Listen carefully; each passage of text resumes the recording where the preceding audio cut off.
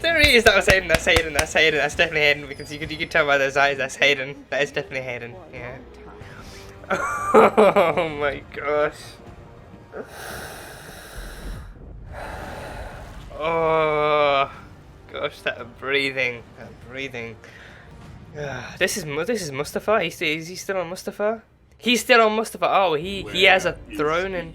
We have probes out. We're tracking all possible exits. Kenobi is all that matters now. That's James Is Earl that Jones. understood? That's James Earl Jones. I have been watching you, third sister. That is definitely James Earl Jones. Oh I my know what god, it they is. brought James back for this. Fail me, and you will not live to regret it. That's Darth Vader right there. That's Lord Vader right there. Oh god, they brought James Earl Jones back for this. Oh god, I was thinking they might even use Hayden's voice for this, which would have been like a new thing, but damn, if they bring James back for this, oh gosh, they're going all the way. They are going all the fucking way. I need a Darth Vader and Obi-Wan rematch before A New Hope. I need that rematch. Yeah, I don't care what the original, like how the OT stands. I need a rematch. The Force. What does it feel like? Have you ever been afraid of the dark? How does it feel when you turn on the light? I feel safe. That's a pretty good analogy. Yes, it feels like that. That's a pretty good analogy, yeah. Finding the light in the darkness. You fixed her. Did he? Oh, he did! Lola! Lola rises Thank you. again. The Force awakens in Lola. Mapuzo. Mapuzo. They come up with the funkiest names for these planets. What is it? What's wrong? Is that the friend? No, that's Anakin! Oh no, that can't be Anakin. No. Is he seeing things? He's gotta be seeing things. He's gotta be seeing things. He's, oh god, no, he's paranoid now. He's paranoid and he's having visions. Oh gosh. He's just seeing things. Good job, Reva. You really got under his skin. I can't even hate her for it. She actually did a good job getting under his skin and getting in his head. You are not in charge here. Oh gosh. Oh. That seat is mine. Unless you feel I should follow your orders instead. Send out the probes. Do it now. I think it's Sang Kang. I think that's his name. The guy who played Thingy, the Han in Fast and Furious, playing him. Yeah, he's doing a good job too. Maybe they can give us a ride to the spaceport. But it's not safe. He seems friendly. Does he see? He's in a car. I don't know if he's friendly. We're farmers from Tall. Hey there, I'm Freck. Oh, he has a really nice voice. He has a really nice voice. Freck. Oh. Hello. Hello there. Just one more word, Ovi. Just one more word. I'll get to the port in no time. Oh, good. Oh, no. It's an Imperial truck. Listen to the Empire. Absolutely. We love the Empire. Nice to meet like-minded folk. Nothing wrong with a little order, right? Okay. Okay. Oh, shit. Of course, the Imperial truck is going to pick up Imperial stormtroopers. Of course. Why would it not? They're moving us around, looking for a Jedi. Oh, shit. Jedi? Out here? I hope we're not in any danger. Oh, gosh, I hope not. Well, you're not going to need to use the Force out here. You don't need to use your lightsabers. You just outlast this ride. Just get. If you can get through this ride, you can get through anything. You can get through anything.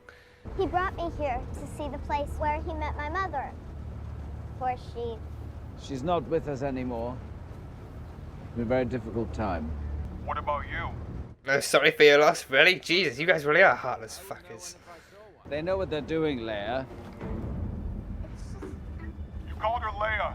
I thought her name was Luma. Luma. Her name was Luma. Obi? That was her mother's name. Maiden name. Middle name. Yeah. Middle Like I name, maiden said, name. It's not been easy. Yeah, just... that's... When I look at Luma, Are you my real father? Oh, no, thank God, no. I wish I could say I was. Really? But no, I'm not. I mean, maybe in like a more loving way than actually having an affair with Padme. As Jedi were taken from our families when we were very young. You realize the truck driver's still there, right? He can probably still hear this. I remember a baby. A baby? Yes, I think I had a brother. Hmm. Really don't remember him. Is he gonna sell them? Did he hear everything? Is he gonna sell them out? A couple of strays I found. Thought you might want to check them out. Oh, he is selling them out. He is selling them out, yeah. Oh, it's one of those things from Battlefront. It's one of the droids from Battlefront. The slices. They slice. Yeah, I remember these things. I think this one's huge. This one's huge. Oh yeah, here we go. Here we go. Oh, here we go. Oh gosh. You just had to sell them out, didn't you, Freck? Oh, there we go. Oh, sliced in half. Oh. Oh, sliced in half. That was a good fall. That was. Oh no. Oh no no no no no. Biggest mistake of your life, buddy. Biggest mistake of your life. Putting it down. Let it go. Oh no, just trickery. Yeah, okay. Who's this? Indra Ravama. Okay. Yeah, she's in this. Okay. I love her. She's great. Oh, is she on his side? Is she a good? Come on. Is she a hero? They'll have sent a transmission. We have to hurry. Is she on his side? Is she a hero? Is she rebellion? Is rebellion like a thing yet? Is that even a thing yet? You want to take the credit, you go right ahead. But we both know who'll be standing by his side when this is over. Oh, jeez. You know what? I can't even lie. I'm actually rooting for Reva. I can't even lie. I'm actually kind of rooting for Reva. Kinda rooting for Reva, if I'm being honest. Yeah. I didn't mean to run away. I used to do it all the time. It was just for fun. It wasn't your fault, Leia. L0 LA 59. Oh, she's literally Lola L0 LA. Lola. These days, the Empire hunts anyone who's force sensitive. Anyone who could be. Even children. No one ever sees them again. Probably turn them into Sith, right? They need as many force sensitive Sith. They need them as many Sith as they can get. Open up now. Oh gosh, Ned B, you got this. Don't let anything happen to Ned B, please. Don't let anything happen to Ned B. Hey, He doesn't talk. I'm talking to you. Oh, but he's got a hammer. Actions speak much louder than words. Actions speak a lot louder. It doesn't understand. Come on. Okay. Yeah. God, the height difference. Oh, jeez. Is it scary? Having to pretend. Yeah, sometimes. But it's worth it if I can help people. Can you teach me how to shoot? Oh, yeah. Leia. Give her a little mini blaster Sure, thing. we could She do can do fancy some one damage. Yeah, let her start now. Let her start now. I joined up when the Empire stood for something. By the time I realized what they really were, it was too late. I made some mistakes. Just like Iden Versio. Just like Iden Versio. Just like Iden Versio from Battlefront. Tala. Okay, I was about to say. Just like Iden from... Yeah, from Battlefront. Yeah. Oh, okay. Just keeping control of the whole... Oh, no, the Inquisitor... Oh, Reva's here. Reva's here. Wait, is he here? Is Vader here? Shadow.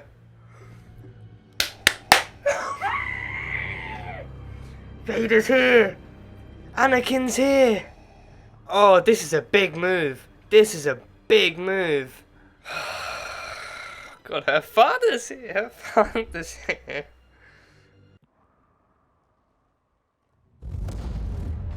Oh no! Oh, he's gonna make him come out. He's gonna make him come out. He's gonna lure Obi-Wan out.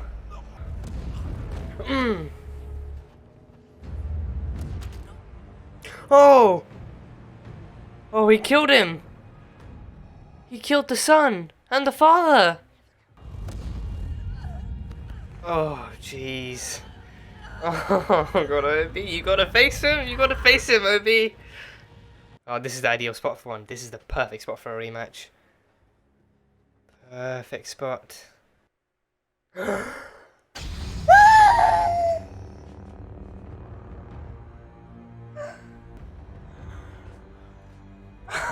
Oh, here we are again. 10 years later, round 2, baby. Oh no, he can't do it though. No, he can't do it. I think I think he genuinely actually doesn't have it in him to fight Anakin again. Not like this.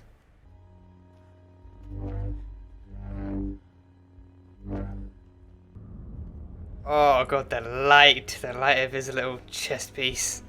What have you become? I am what you made me. Oh,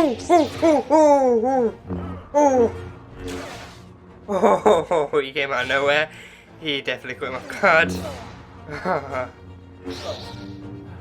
The years have made you weak. They kind of have. Can't even lie, they kind of have. Bring him back. Come on, Leia, you got this. Come on. Come on. Let's not have anyone dying today. Any more people dying today.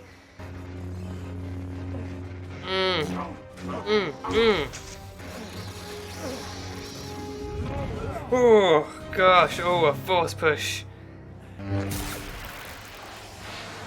Oh, nice. Oh, God. But the smoke makes him look cooler. Smoke only makes him look cooler. God, the smoke and the light of his red saber, that just makes him look 10 times more badass. What's that? Is that the symbol for the rebellion? That's the rebellion symbol, right? That has to be the rebellion symbol, right? So I can ignite some memories in her of what she used to be, where she came from, being a youngling.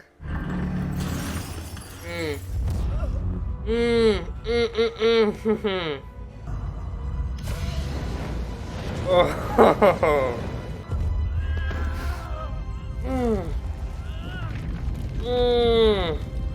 Your pain has just begun. Is he actually gonna lose his arm? Does he? And like, I'm pretty sure he has his arm in the originals, right? Or are they gonna retcon it with a skin-covered metal arm or something? Oh, nice shot, Tala. Nice one. God, such good shots of Lord Vader. I'll take you from Oh no, she killed the pilot. Oh, she killed the pilot. She killed the pilot. Oh. That's the end. That's it. Oh God. Oh jeez. What an ending. What an ending. What an ending. What an ending. What an ending. So yeah, that episode. That episode easily just a great boost from what we've had so far. Easily a great boost from what we've had so far. Like a really solid, really well kind of written, really well structured kind of episode, and a great way to kind of actually to actually bring Darth Vader and Anakin back. I mean, they brought back Darth Vader. Like, they only really brought back... I feel like even if they were to bring back Anakin, they would only really do it in the eyes of Obi-Wan, because then that's the only way they could do it. That's the only way they would do it and everything. So, like, them bringing him back as Darth Vader as darkly, because, like, I think, like, for now, bringing him back now, he is Darth Vader, even for him himself, like, even in his own kind of sense of self and sense of identity and sense of, like, his own existence, he is Darth Vader, like 100%. Like, he's no longer Anakin Skywalker. Like, to him, the Anakin that he was died, being kind of underused and under kind of underestimated and just being treated like shit by the Jedi and being underestimated by Obi-Wan, even with his hatred towards Obi-Wan too. Like, Anakin only existed under Obi-Wan's wing, and he felt, the way all the ways that he did under Obi-Wan's wing. So now he is Darth Vader. Now he's all powerful. Now no one, literally, not one single soul can fuck with him, but not one single soul can actually fuck with him and get away with it. Like, if you fuck with him, then he will provide you with hell to pay. So yeah, as we saw with Obi-Wan, he fully made Obi-Wan terrified of his own future in this episode. I think that final fight, and I think seeing the fight take place in the way it did too, like, Obi-Wan did not want that fight. He could not have wanted that fight any less. He was looking for any escape route. He was just jumping out any chance he got, just like immediately, like even seeing Darth Vader in the distance with the lightsaber and everything, he knew, if he approached this, he for one thing, he would never be able to walk away from it, and then for another thing, he would not be able to approach this in any way that made him feel sane or stable during it and everything. So, like, that fight scene easily just, I think for me, that fight scene is proof that they could do a Darth Vader horror movie in the Star Wars universe, and it would fucking work. It would fucking work. They could do it. Like, I think, I think, you know, I think they probably, I don't know if they would need like a specific horror director or just someone who knows how to direct like a space kind of sci-fi thriller type thing. You know, I think, so like, you know, like Bryce Dallas Howard is like easily one of the biggest kind of Star Wars directors for the actual kind of Disney Plus kind of sector of it and everything, and I think Deborah Chow helming this series is proving that she's actually, and Deborah Chow having directed this episode too, like it proves that she knows. I think she's doing like a blend of different tones and a blend of different kind of styles, and telling a story that kind of incorporates like a few different kind of themes and overarching character arcs and everything. But I think her directing that one scene shows that she definitely knew exactly how to bring him back. But then whether or not they actually continue Darth Vader's overall kind of presence in the series in that way too, because I think, you know, again, it's like, I'm not entirely sure you can keep up the horror thing like in the same way for the entire series. But then if you actually make an actual movie that covers Darth Vader as like an actual horror movie style kind of villain, like as a horror movie style antagonist, then, you know, that is what we actively kind of would love to see. You know, whether or not we need it, that's another question entirely. But would we love to see it? I, for one, yes, I would love to see a kind of Star Wars horror movie with Darth Vader as the actual antagonist. Maybe him hunting Jedi, looking for Obi-Wan, or him just kind of killing people who get in his way, or doing something. But yeah, I feel like, you know, almost every time I think because I've heard in I think it's in Rebels. I think I've heard he has some pretty menacing and pretty ominous kind of entrances and pretty ominous kind of moments in Rebels and everything. So that's, you know, proof that, you know, and I think I can probably only get into Rebels once I finish Clone Wars, and once I start that I need to finish that and then get into Rebels. So I've heard that like in all other kind of media appearances he's had in Star Wars outside of the movies, they've never kind of failed to actually make his appearance kind of known and feared, and managed to actually kind of like to not only change but also dictate the tone in such a stone cold way as well. So I think, you know, he's that kind of character.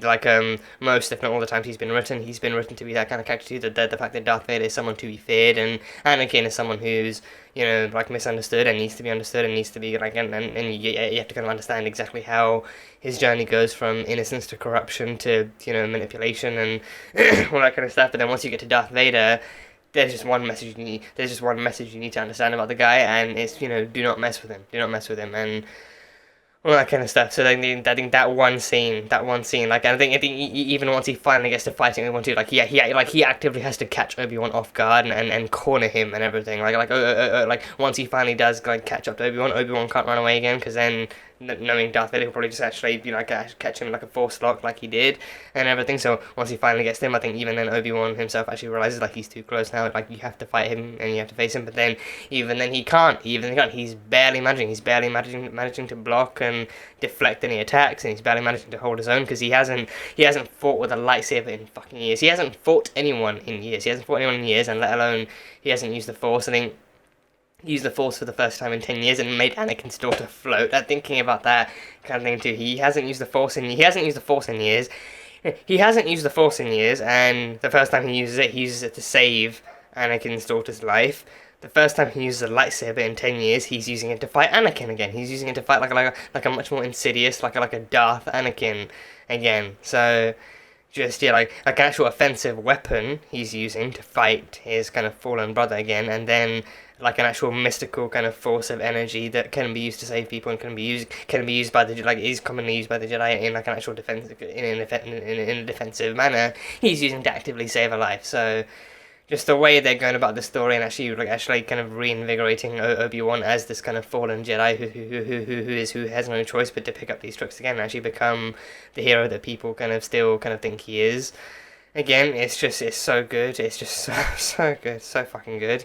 But yeah, and then I think, yeah, again, he gives him the Mustafar treatment. He gives him the exact Mustafar treatment, probably in like a worse way too, because the thing with that one, like, Obi-Wan restrained Anakin by you know, literally chopping off his legs and everything, and then leaving him to actually kind of drown further and further down the mudslide until he got to the lava and he started burning up again.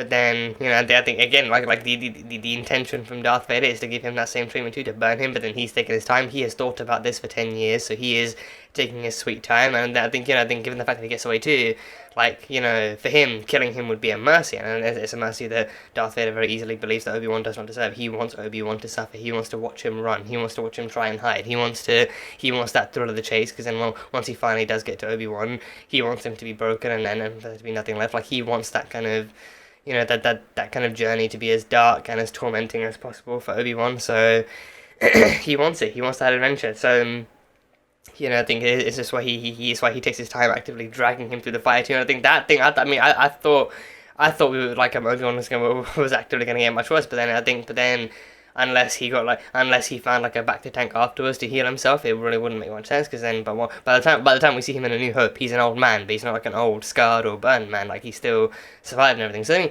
I feel like that does kind of indicate like bacta spray or something coming in, because then his arm was still burned. So I think you kind of have to assume that. Because I don't remember his arm being too bad in A New Hope, even though he actually did wear like the actual Jedi robes the entire time. So I don't remember his arm being too bad then. So I think probably safe to assume that he like.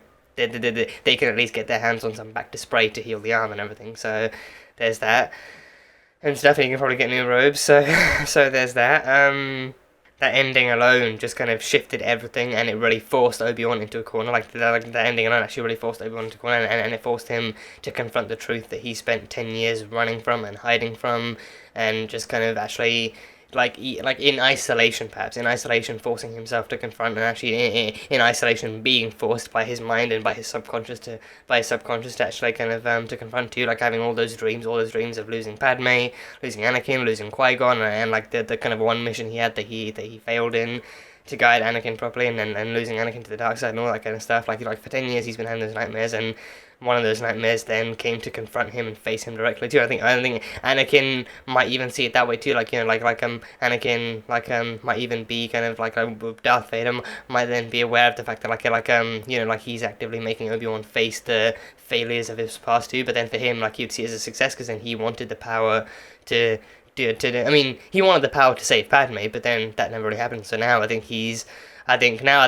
really think he would see it as him being stuck. I think now he would probably see it as him having the power to actually defy those who cross him, defy those who would bring him harm and everything. And I think he definitely isn't going to know about his kids until years and years later in A New Hope either. So I think now at this point he firmly believes he has no family, he has no connections, he has none of that stuff. So then all he has to do is protect himself, and he can do that easy peasy, lemon squeezy. So yeah, That's the other big thing too. They are official reintroduction to Darth Vader, like the Darth Vader kind of placeholder section between prequels and originals. So yeah, Darth Vader is back, and not only is Darth Vader back, so I mean Hayden Christensen definitely doing the body work. He's definitely doing the body work, and I think in terms of body work too, I would like to think, and I think especially because pictures were released of him actively doing stunt rehearsals and stunt training before they go into filming and everything, because those pictures were released. I trust that he's actually doing the stunt work for this too, and especially because I think, not to undermine his own ability to do stunts, I'm sure he did train as much as he wanted to, and he trained as much as they needed him to and everything, and you know, I'm sure he would have been willing to do even more excessive stunts or even more kind of impressive work too. But then because the kind of stunt work in this one was so simplistic too, like this wasn't meant to be like an especially. I mean, it was brutal to watch because of how badly Obi-Wan was failing. But then, besides from that, like even then, like Obi-Wan wasn't attacking him kind of too harshly or like actually actively kind of doing that much. So I think because of that, the stunts weren't too excessive or too extravagant or anything like that. So I think because of that, I think it's definitely kind of easier to. It's kind of it's less questionable that Hayden himself would have actually been doing that and everything. So because of that, I'm also kind of eagerly looking forward to seeing him potentially having done even more kind of even more excessive or even more kind of lengthy kind of stunts later on in the season, like him fighting other kind of just people and like maybe other people besides Obi-Wan, like if anyone else gets in his way, like I think would rebellion stuff happen now? I'm not sure, because I think Rogue One, when does that take place? Like I think Rogue One, Andor happens before Rogue One, because I'm pretty sure like they all fucking died in Rogue One, so I think Andor would have to take place before Rogue One. So I think that would take place like after the prequels, but then definitely Probably before this, maybe. I'm not sure, but I think either. I think because I'm not sure I'm not sure he'd be like. I'm not sure that scene like the Rogue One scene would take place before this or would take place after this. I'm not entirely sure. I'm not entirely sure. But either way, I think if we do see him get to fighting other people and actually defeating them the same way he defeated the people in Rogue One, then that would be awesome. But I think otherwise, just like seeing him actively kind of being in like a combat situation, besides from Obi-Wan, would be pretty neat too. But then actually seeing him kind of continuously fighting Obi-Wan anytime they cross paths, later on down the line too, would kind of be more of like an opportunity to actually kind of show off Hayden's skills and everything. So Hayden definitely doing the body work. I think that much is clear too. But then of course, the voice, the almighty voice, James Earl Jones, and even the credits actually kind of confirm that too. James Earl Jones actually did come back to this. I mean, if you needed the extra additional kind of confirmation just for peace of mind, then the credits were there. But then like I don't know anyone who probably couldn't recognize James Earl Jones' voice like right from the get go too. Like that voice in voice alone is too iconic. But then that voice in Star Wars especially is easily one of his most iconic roles. I think almost anyone should and would be able to actually be able to identify that voice right off the bat and just kind of know that know that it's actually James Earl Jones actually bringing Darth Vader back into the mix and everything. So yeah, and thankfully he's still alive. I can't tell you, like in the past 6 or 7 months alone, I've seen people kind of like actually posting tweets actually celebrating James Earl Jones, but then actually wording it in the most kind of heart attack inducing way, just being like James Earl Jones passing or like his ex-birthday or something, just wording it in the most kind of actual worrying ways, like you don't realize until you reach the end that, oh, he's still alive, but then they actually start the sentence off with James Earl Jones aged like this and that and the other. So I think I think at this point too, I think he's given how frequently we've been losing celebrities over the past couple of years too. I think he's definitely kind of up there in that league, and he's definitely kind of one of them. And I think I think it's safe to say he's an old man now, but I think he's definitely not. I think he's in his like 60s. I think he's in his like 60s or 70s now. I think maybe 80s at a push or something. So I think he's still up there. But I think again, like he's got a bit more left in him to be fair. So I think we can definitely keep him around for like a couple more years, or like a few more years, or just like as many years more as he can handle. So yeah, but I think he's definitely still alive. I think even after completing production on the season 2, I think he's definitely still alive. So.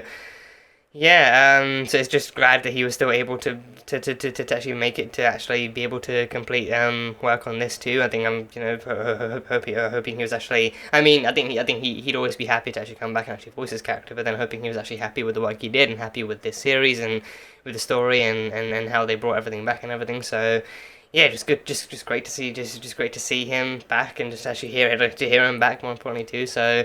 I think that kind of combination too, having Hayden Christensen as Darth Vader and having as the body of Darth Vader, but then actually having James Earl Jones being the voice that we so eagerly love and recognize. I feel like on the one hand it might have been interesting to have Hayden Christensen voicing him, but then I feel like that would be I think at this point the fandom is just way too fucking divisive as it is. I think that would just kind of just split hairs in more ways than necessary. But then also I think like to actually keep it authentic, to keep it original, to keep it identifiable in a way that kind of like keeps people kind of feeling nostalgic and happy. I think James Earl Jones kind of has every right to actually come back and voice a character that he made so iconic to begin with. So if you can get James Earl Jones, you've got to get James Earl Jones. So yeah, but I think hearing him voicing the character again was really, really great. So that was fun.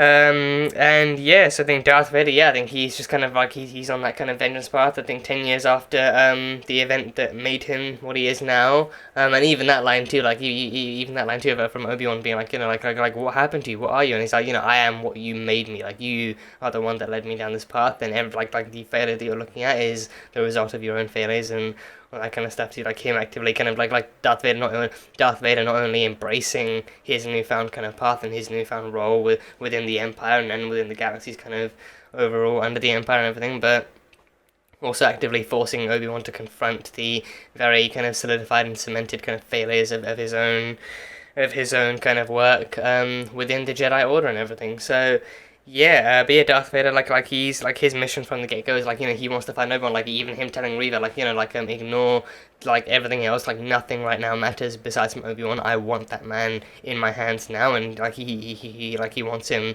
at his doorstep and ready to be tortured and tormented and all that kind of other stuff and everything. So yeah, I think he's trusting Reva too. He's actively trusting Reva and everything, and even actually giving her the reward that she desires so strongly, and that reward is the position of Grand Inquisitor. Like, so now with the Grand Inquisitor dead, and I think it didn't really kind of seem like anyone really kind of questioned how the Grand Inquisitor died or why he died or what happened or anything. Like they all pretty much just kind of went along with it too. So I think, can't remember if they actually kind of mentioned it, like if they made some kind of passing remark as to how he died, or if that kind of thing would have happened off screen. But either way, it happened, and now the position is open. So, and I think but because of the fact that I think fifth brother and Reva both have actually been in communication now too. I think first it was Reva, but then later on in the episode it was actually kind of fifth brother who said, "Oh, Vader has been contacted about this new development in this mission," and he was most appreciative of the update too. So then fifth brother talked to him too. So then, who knows if Vader gave fifth brother the same kind of promotional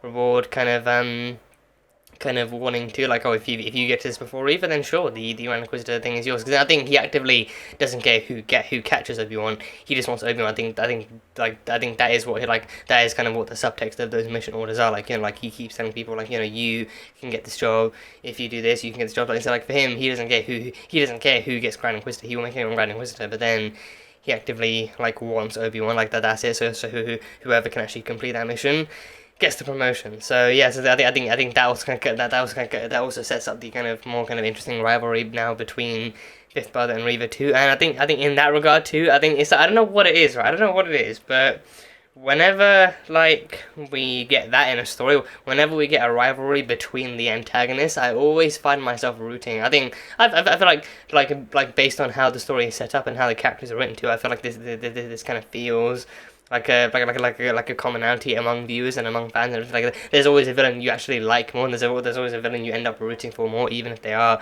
still actively evil and antagonistic and everything. But for me, it's Reva. For me, it's obviously like I'm actively rooting for her to still kind of be able to kind of achieve all of her aspirations and goals and everything. I think the way the story is written, like if a story is ever written that way, where they set up like a rivalry between the antagonists, I always find myself rooting for one of them and everything. And I think it's usually also like the villains that actually kind of like somewhat more kind of likable too, and the villains who are usually kind of more kind of you don't actively hate them as a villain, but then you definitely kind of like the story is kind of definitely written to give them more of a backstory. I think in this case it definitely does help that Reva is actually written to have more of a backstory, more of like a potential backstory, more of like an actual kind of aspiration and like a motivation towards her actions and everything. I think even her character is actually written to be that way, where we get to explore her a bit more and actually see kind of why she's so unique and why she's so kind of peculiar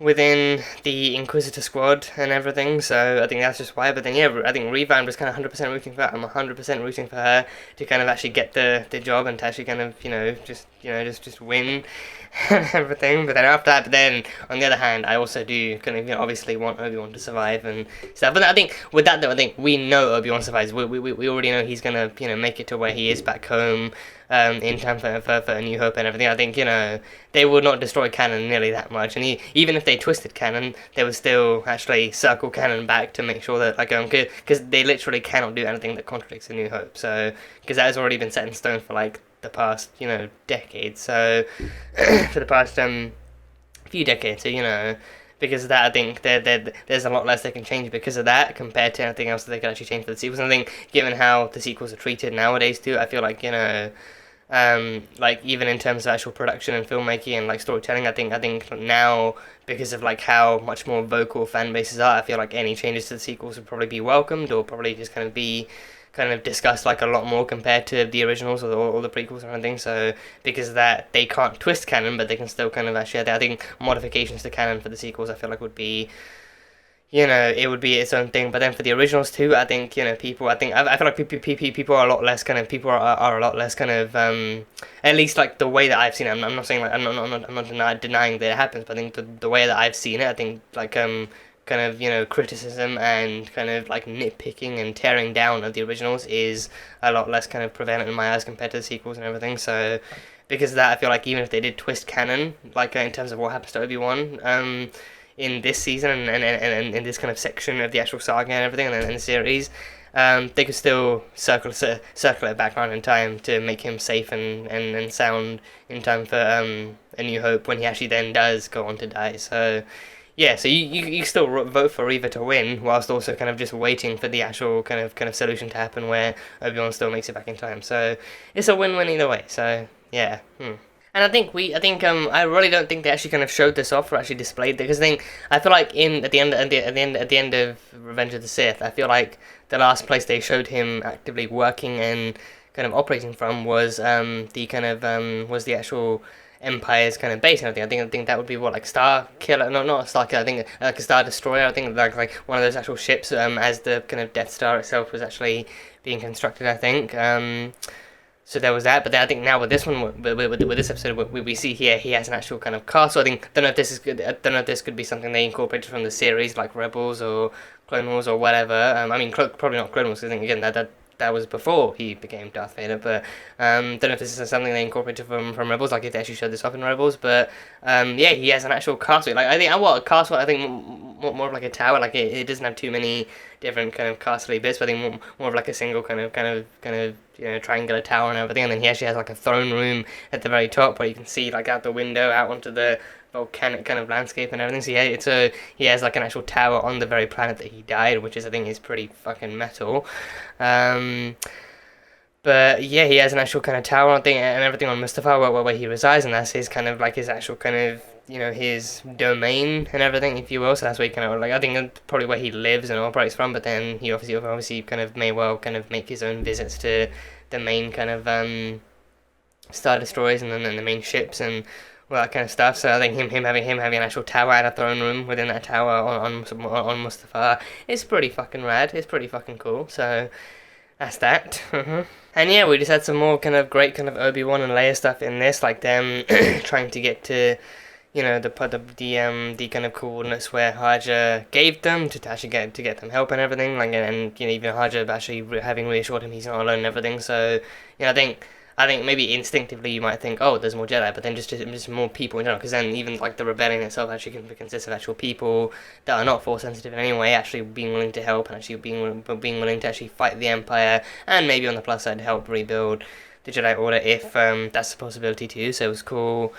Kind of seeing the kind of possibilities of that with Tala being in this episode too, and everything, and even like the droid, the actual helper droid that just didn't talk, but still can, again, actions speak louder than words, and he was still fully ready to actually bust up some helmets and skulls with that wrench that he had and everything. So that was cool. But yeah, Obi-Wan and Leia finding Freck, who I think they actually kind of showed Zach Braff's name in the credits too, and I think again I said like the voice again, it sounded so familiar, but just one of those voices that I knew I'd heard in like a ton of different places, but then I just couldn't really place it that well. So then once I saw Zach Braff's name in the credits too, I was like, okay, that might make a bit more sense. I can see that happen. I can see that happening, and then I can also see him actually being featured as one of those types of characters too, like one of those characters who shows up for maybe like a little bit in the episode, but then isn't too prominent, but then still kind of has an actual lasting impact too. So he played Freck, the to be revealed Imperial truck driver and everything. So that scene, I think it's safe to say would have probably felt people leaving a certain kind of ways, that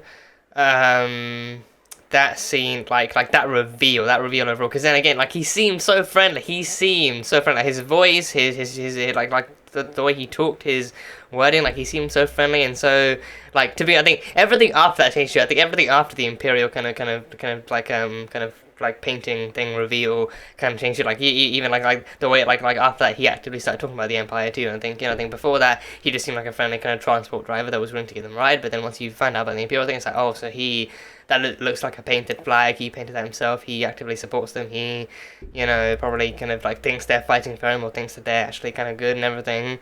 So I feel like that. I think if you think, I think people can definitely kind of agree. It's also like that's also but like a bit more of like an actual life imitating art kind of thing. If you catch my drift and everything, if it definitely feels more like an art imitating life kind of thing, the amount of people you can have, you can kind of meet with various banners and various kind of slogans and various kind of things painted on their own trucks, and all the kind of all the kind of stuff that they'll actually carry around and wave around on their trucks. Just out in the middle of nowhere and everything. So I think that kind of thing feels like life imitating art in like a rather ominous way. So there's that. So yeah, and I think it's also, I think again it's also one of those things that's subtle but not so subtle. Like it's not subtle in the way that it is life imitating art. And definitely kind of if you've seen that kind of thing out in real life too, it definitely kind of remind you of the things you've seen. But then it's also not so subtle. It's also subtle in the way that's actually in the fiction of the show too. It's actually kind of showcasing how those kinds of people exist in the story too, and in the galaxy, and like actually people supporting the Empire. And even this line like, oh, good to see you're supporters of the Empire too. Hey, nothing wrong with a little bit of order, right? Nothing wrong with a little bit of order, a bit of kind of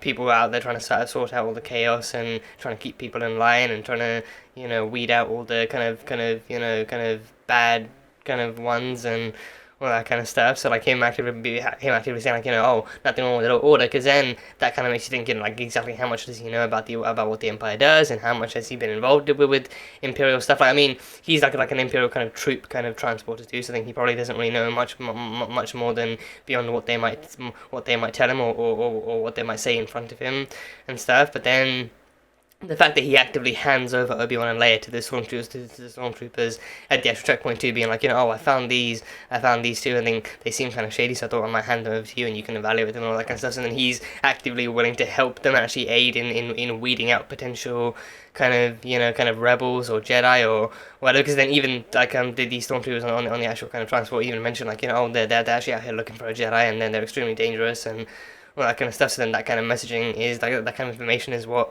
Freck then believes in, because then he thinks that, oh, they're actually maintaining order and peace and they're keeping things safe and friendly for all of us kind of nice folks and everything. So he's definitely one of those. He definitely seems like one of those conservative boomers that definitely just kind of feels like, like, more in this case in the story, like an Imperial boomer that feels like, because his situation might be better, or even like the situation in his line of work or in his kind of home might be better, that means the Imperials must be helping everyone out and everything, or it could even be a case of like, he feels like if he aligns himself with them, then they won't come for him, because then he could definitely kind of have something going on, either with him being like an alien, or him kind of be having like other affiliations, or even him having family or friends that might secretly be rebellion, or even like Jedi adjacent or something. Then like I think it could easily be like him thinking that him aligning with them, aligning with them could actually work out for him in the long run, which it most likely won't. Or it could genuinely be him thinking that, oh, like, well, what they're doing is actually good, and we need this, and the galaxy needs this, and all that kind of stuff. And especially seeing how quickly the Jedi fell, and how easily the Jedi fell, and the Empire rose to power too. Seeing like I think maybe for him, like actually seeing like an actual party like that actually rising to power too so quickly and so efficiently kind of might mean that, oh, like so clearly then they're doing something good, they're establishing control and order so easily, so then it might mean that they're really good at what they do, and they're clearly doing the right kind of thing too, and the stormtroopers might never treat him badly or differently because he's doing his job. So about like just loads of different kind of things you can really derive from such a simple scene like that too. And even like that the reveal itself is just so quick and so brief, but then it just like I think it very easily manages to invoke like a few different emotions from you. It definitely manages to invoke a few different emotions from you, so it doesn't really leave you in the most kind of stable sense. And I think especially like the moment you see that too, it's like, oh my god, we are in so much kind of potential kind of trouble, we're in so much like danger, who knows how badly this could go. And then the stormtroopers come in, and it's like, okay, wow, this is just the most stress-inducing stealth mission that Obi-Wan and Leia have actually ever taken upon. So yeah, Freck, your friendly neighborhood Imperial boomer truck driver and transport driver. So yeah, that was him.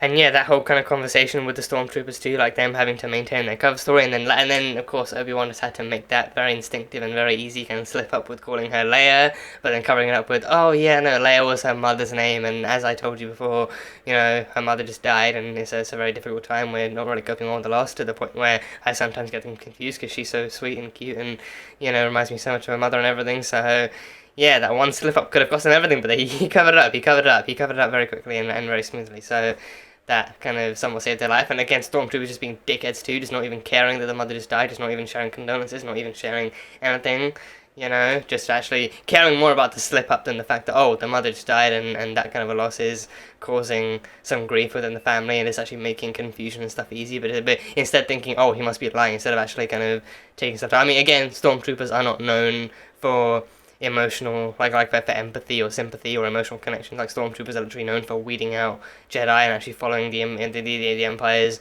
dictatorial kind of orders and all that kind of stuff. Like they're not known for going to graves and sending flowers and all that kind of, you know, normal stuff. So yeah,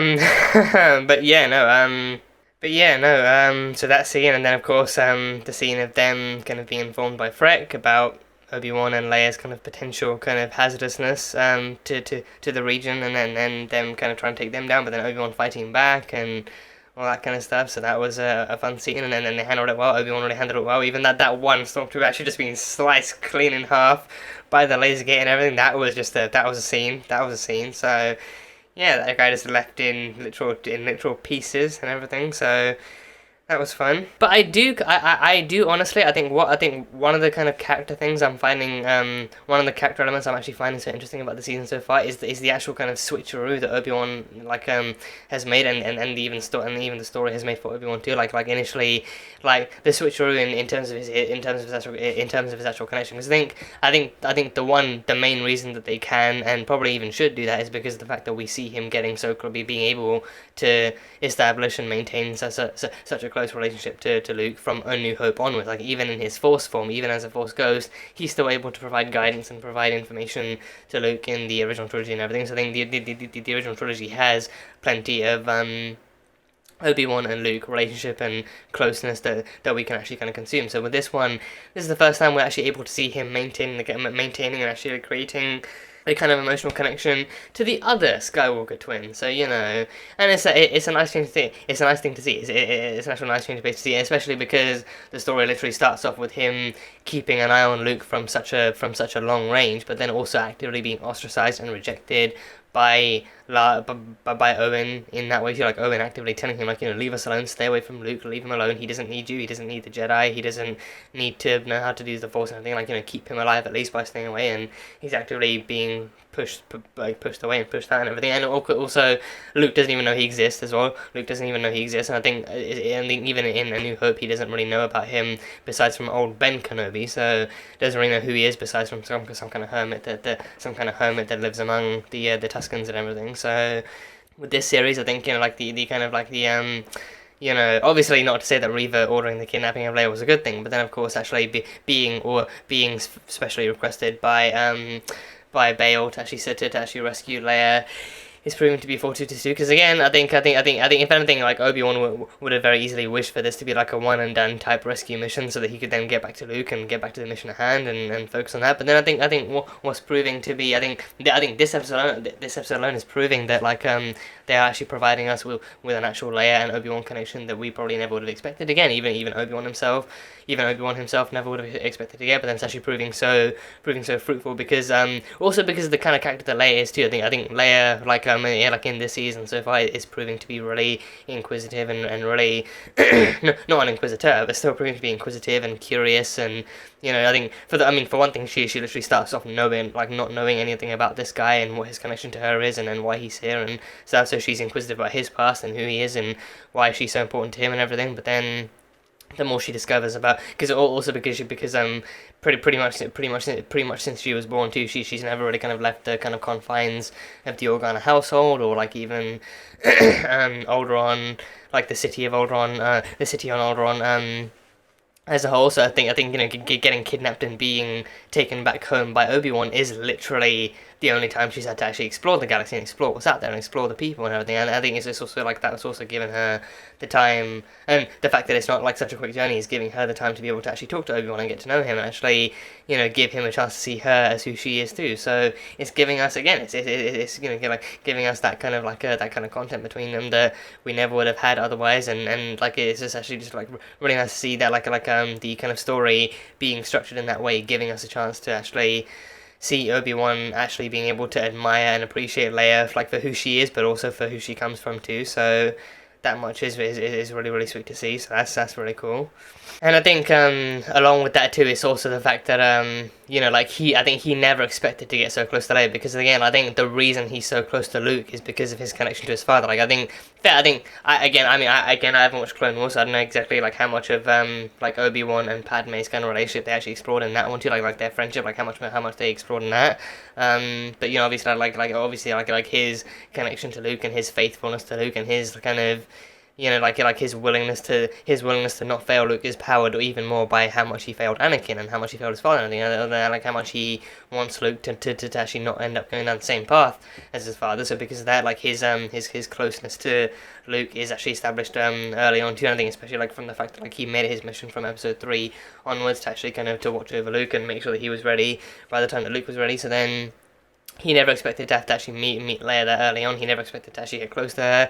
He never expected to know. But then this season is giving him exactly that. He's actively being called upon by her guardians to actually and by her parents to actually to rescue her and everything. And then of course the journey again is the journey is not only making him get to know Leia, but then I think every time he's now being forced to witness the same thing with Leia that he witnesses whenever he sees Luke, like the same way that he sees Anakin through Luke, he's seeing Padme through Leia. But then with Padme, I think maybe he feels like he maybe did fail Padme, because the fact that her death was so spontaneous and so kind of just written and made out to be the kind of way it was and everything. And I think he also kind of feels like he failed Padme because, like, you know, he failed her like failing to save her partner and everything from the fate that he did, and then actually watching Padme go through what she did and everything, at least in the movie. So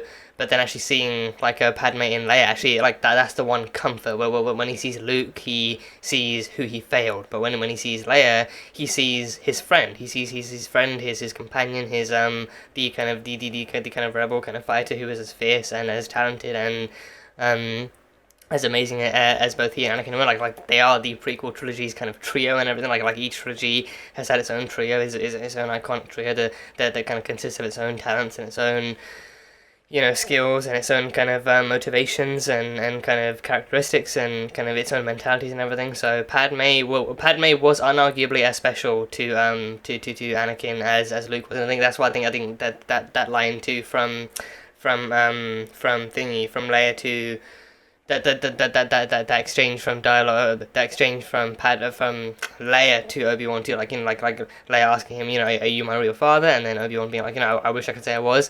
Initially I think I didn't really like lean into it too much, but then even I initially made the joke of like, oh, I hope not, because then that would imply that Padme and Obi-Wan had an affair. So I think that was just me like actually kind of playing off like a joke from that. But then I think the more I thought about it, then I was like, you know, even though I think joke would be okay, but then actively taking it that seriously too would not need to be necessary too. I think like the main point of that is to kind of showcase exactly how much that Obi-Wan himself kind of feels like he could tell her anything other than the truth. Like he doesn't actively he obviously doesn't actively wish that he was her biological father in that way, but then he actively, because I think even if the prequels had actually gone any other way, like if they had both survived and if they had both lived a happy life, then then Obi-Wan would happily be like a really budding and really kind of, you know, really kind of passionate kind of uncle to both kids. Like he would have easily kind of loved to actually go down that path with the kids. But now with this, like with the state that their lives are in, I think he just actively wishes that he could tell Leia anything other than the truth, that her mother died and like in such a horrific way, and then even her father's kind of spirit died and he transformed into something that he never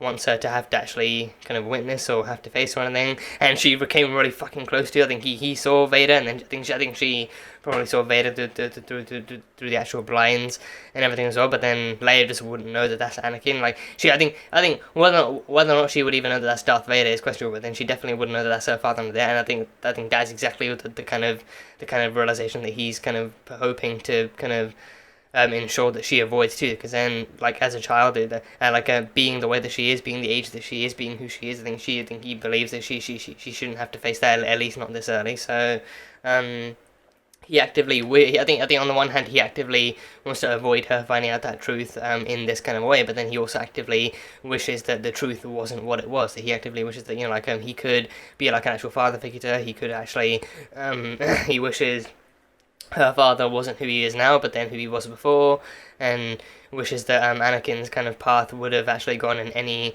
way other than what it did, and he actually could have found a way to save Padme and save them both and maintain their own little happy family, but that's not the way the story rolled, and I think that's what kind of sucks for him. So I think that is pretty much kind of like at least what after some kind of thought and after some kind of, you know, kind of speculation upon that scene, upon that dialogue, and like especially like the history kind of between them two, I feel like that's more of what that scene means as opposed to, oh yeah, I kind of did have a thing with your mother and everything. So I think anyone who really takes it that way, I feel like he's just really just kind of not really taking it kind of like you know, kind of seriously, like to the extent of like exactly what Anakin and Padme meant to Obi-Wan in the deepest and most sincerest of ways. So yeah, it's not what it means. It's really not what it means. So yeah, and I've got to say, I think seeing her be so inquisitive about the Force and the rebellion too, like you know, like seeing her be so inquisitive about the Force, I think that scene between her and Obi-Wan, that scene between her and Obi-Wan about the Force too, like that kind of explanation of how the Force works, what it is, and like, you know, her asking him, not even like I think also like the special thing too being like, you know, like her not even asking him what the Force is or how it works, but how does it feel? How does the Force feel? Like how does it actually make him feel to use the Force, and how does it make him feel to? I think if she's even slightly aware of exactly how long he's not been a Jedi for, then maybe even like how does it feel to use the Force after so long? Then his answer makes that much more sense. I think that's why his response is as emotionally kind of creative and emotionally kind of hopeful as her question is, like his answer actually matching what her question is too, like his answer being like, you know, like if it was like being afraid of it, like having been afraid of the dark for so long, you're finally able to kind of switch on that light and actually feel some hope and feel some light in your life, because again he's a light Force user, so you know, like having been enshrouded by darkness both externally and internally for 10 years, and finally be able to use the Force, but also using it to save a life, too, made him feel so good and feel so accomplished, and actually saving this particular life too just means kind of so much more to him too. So I think because that his answer means so much more and actually stands to mean so much more. And I think it's also the answer that she could actually stand to hear a bit more too. I think because again, I think she is Force sensitive, just not yet. I think her Force sensitivity doesn't kick in until much later, until after her and Luke have met, and then after she's seen him use the Force, and she starts to actually see it, like to witness how it works a bit more, and then she starts to gain a bit more, and then they start training and all that kind of stuff happens. So she doesn't really kind of have it for that much longer. But then I do kind of wonder maybe if then if she might think back to Obi-Wan's answer, if maybe she might actually, if Obi-Wan's answer might actually be the reason her Force sensitivity triggers too. Maybe she actually does find herself in like a dire situation at some point, and then she uses the Force to save herself and everything, and then that's what kind of triggers the Force in her, and then that's what actually kind of spawns Luke's kind of that kind of training with Luke and everything. But yeah, I think because I think it's all too easy. I think the Force has had such a technical kind of has had such technical exploration and explanation and kind of establishment within the universe for so long. Actually having like an emotional establishment within the Force. I mean, not that we haven't had emotional establishment of the Force in stories, but I think actually having like another one in this one too. Actually having Obi-Wan establish the Force to lay it in such an emotional and such a more kind of soulful way too. I think it just kind of like feels so much more kind of so much more natural to his character arc, like as it's going on in this kind of series, and actually kind of like means so much more too, because then him talking about it in like I think him talking about it in a technical way in this context, I think, you know, would feel normal, but I think it just wouldn't really work as well, like knowing, because then it's probably what you'd expect him to say, like, oh, if the Force works because of midichlorians and all this kind of stuff, but then him actively kind of talking about it in like a way that, in how it makes him feel after using the Force for so long, it just kind of like feels more kind of true to what he's going through right now, and true to, and more true to what he's been through right now too, because then even if like you know, like even his thought process about using the Force wouldn't even be about midichlorians or sensitivity or any of that kind of stuff either. Like his thought process about using the Force after 10 years would be exactly about that. Him finally finding the ability to save someone through his powers, and him finally finding hope after years of darkness and everything. So it just like is I think again such a simple kind of piece of writing, but then it actually kind of like means like stands to mean so much more for him and for what he's going through and for what he's done and now maybe even moving forward what he's able to do now that he actually unlocked that hope again and is able to save and protect again. So yeah. And yeah, then they met Tala. Played by Indira Varma. And yeah, she was great. She was really fun. As a secret kind of rebellion kind of infiltrator slash rescuer slash smuggler. I think maybe like a rebellion smuggler disguised as an actual stormtrooper too. She actually made it onto the actual troops reinforcement carriage and then manages to literally shoot the stormtroopers in the back. So she actually has like her own uniform and the ability to actually carry that uniform with enough confidence so she can actually make it into those kind of ranks and pull off the secret missions and all that kind of stuff. And even Leia's kind of inquisitiveness towards her also being somewhat more kind of emotional too, actually being like does it feel bad, does it feel scary wearing that uniform and doing what you do?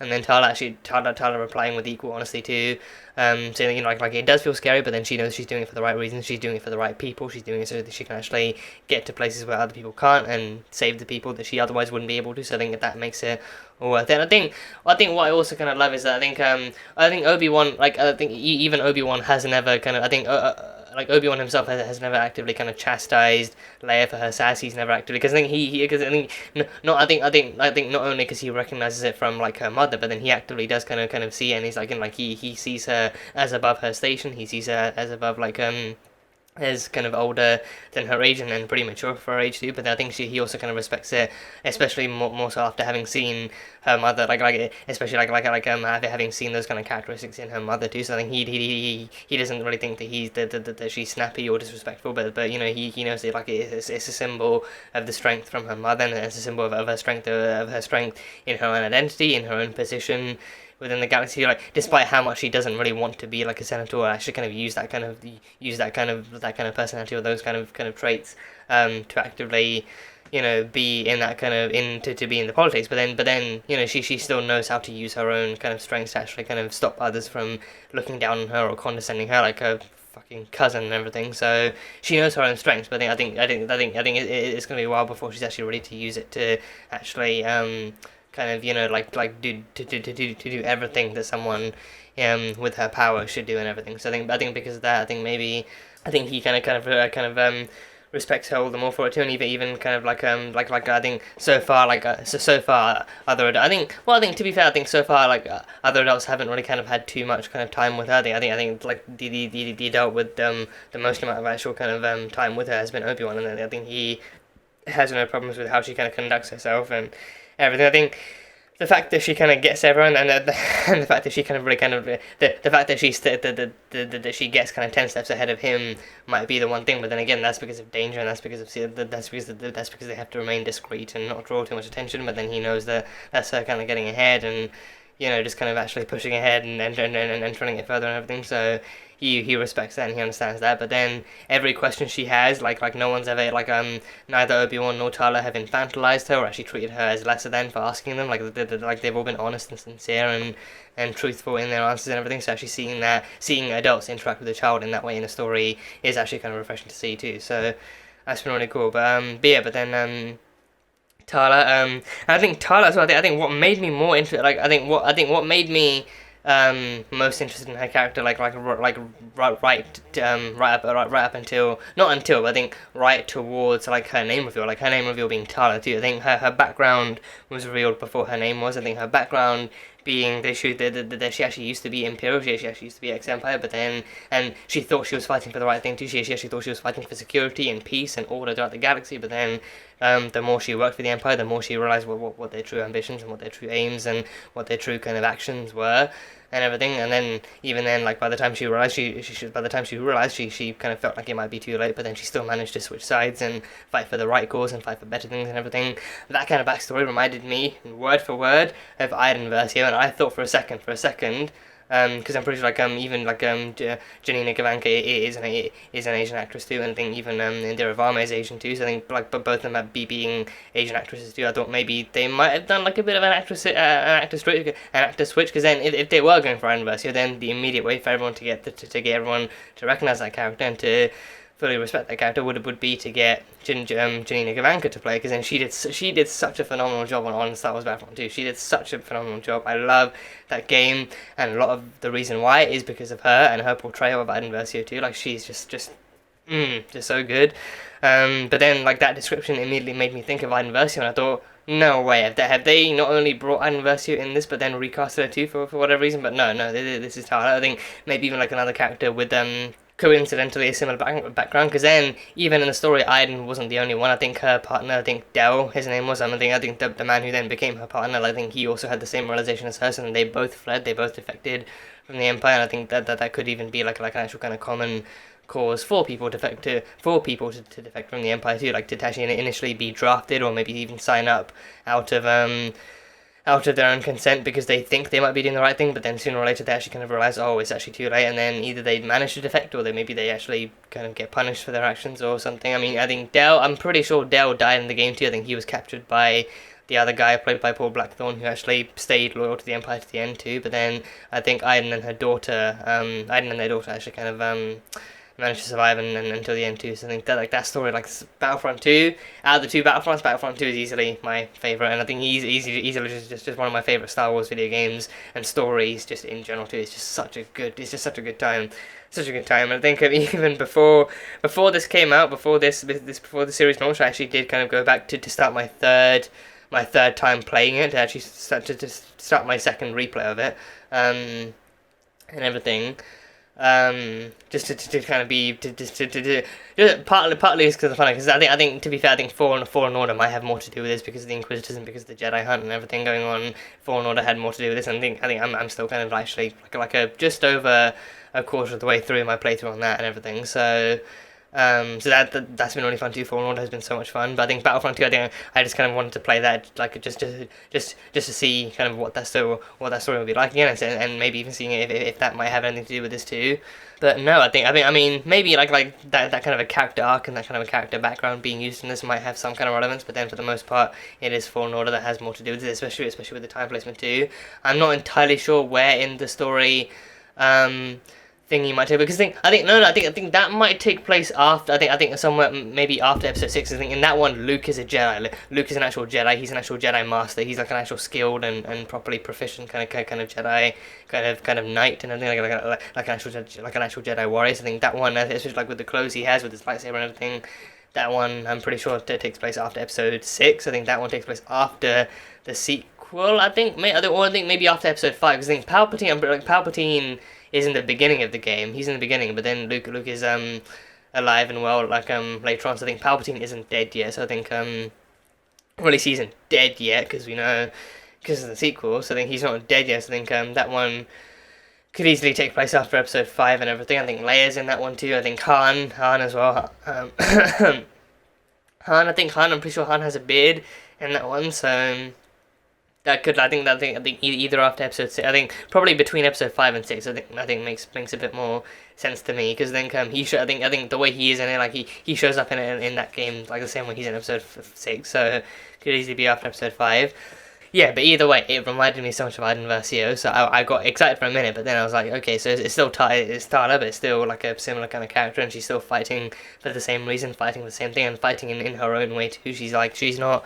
I mean, we don't see her actively being a part of the rebellion army, but then she's still, because then I think even for now, for this now, I think again, like the rebellion probably wouldn't really be that much of a thing, or even if it is, maybe it's not in her sector, but either way, she's still doing her part, she's doing her piece, and she kind of almost routinely helps smugglers and other people kind of smuggle Force-sensitive kids and Force-sensitive people in general, so some of them kids, some of them kind of just kind of adults, and Force-sensitive people in general.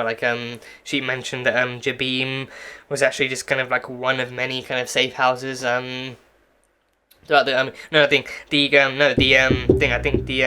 the safe house they were at was actually one of many safe houses throughout the galaxy that all kind of led back to Jabeam, where they would kind of craft and forge new identities and new parts for people who are Force-sensitive, to help them escape from the Empire and all that kind of stuff. So she's doing her piece, and then they had a pilot that was actually doing his work as well. So yeah, she's just kind of like now helping Force-sensitives escape from the Empire, and actually kind of helping people escape from the Empire in general. So she's still doing her piece to actually kind of help maintain real kind of freedom and real peace throughout the galaxy. So yeah, Tala was great. Tala was great, and Diravama, always great, always great. So that was really, really fun. So that was cool. And also, I think that kind of story too. I think that kind of story. Like, I think not just the whole force sensitive young. I think the force sensitive younglings thing, but then also just like the whole kind of idea of force sensitive people after episode 3 being found and saved and rescued and then smuggled through the system to a safer place and everything. That whole kind of thing also kind of I think aligns up with Fallen Order I think too, because then Fallen Order I think the story that they're going with, they seem to be going with so far,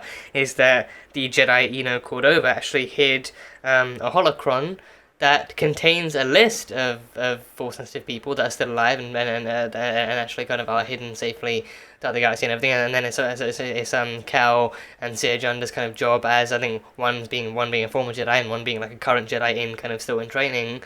Their job to actually kind of find those force sensitive people and save them and potentially even rebuild the Jedi Order. So I think that one taking place 5 years before, I think that kind of lines up pretty perfectly with what's going on now too. So then, assuming they do then find the holocron at the end and they do unlock the names and they do actually either begin that quest or actually kind of can then set off to go on that quest too. I think that would line up pretty perfectly with this being